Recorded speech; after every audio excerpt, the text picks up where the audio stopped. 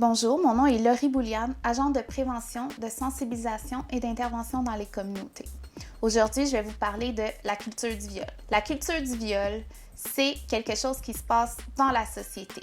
Donc, c'est les mythes, les préjugés, les attitudes, c'est toutes des choses qui sont acceptées dans la société et qui vont faire que ça va banaliser la violence sexuelle, même dénaturer la violence sexuelle.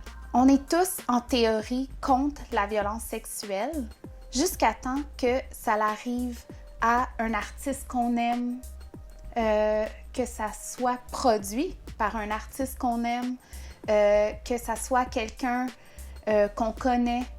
Donc, en général, on ne veut pas l'accepter jusqu'à temps que, peut-être qu'on a entendu un message dans le genre « mais c'est elle qui l'a cherché parce qu'elle s'est habillée sexy » ou « c'est de sa faute, elle aurait dû pas boire de l'alcool, elle aurait dû pas consommer » ou « ben là, c'est elle qui a commencé à l'embrasser, tu sais, elle l'aurait peut-être pas cherché un petit peu ».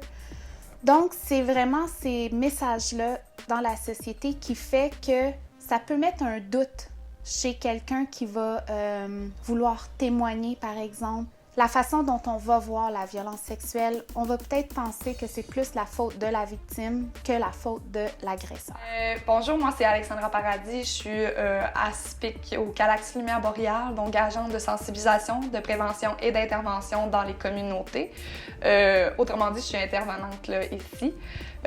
Aujourd'hui, je vais vous parler de ce qui entretient là, la culture du viol dans notre société. Ce qui l'entretient, en fait, c'est tous les mythes, les préjugés, ce qui fait qu'on met plus la faute sur la victime que sur l'agresseur. Des commentaires, le fait que on mentionne, tu sais, des fois ça arrive qu'on mentionne que c'est pas de mes affaires, mais en vrai, oui, c'est les affaires de tout le monde. Il faut que cette culture dans la société, cette culture du viol, malgré le fait que c'est un terme dur à entendre, là, ben, il est là. Fait que cette culture-là, faut qu'elle cesse à quelque part. Donc, c'est pourquoi au Calax Lumière Boréale, nous, on priorise la culture du consentement, donc demander le consentement avant chaque acte sexuel, ça peut être un baiser. Il faut demander le consentement, là, en fait. Là. Donc, on priorise la culture du consentement.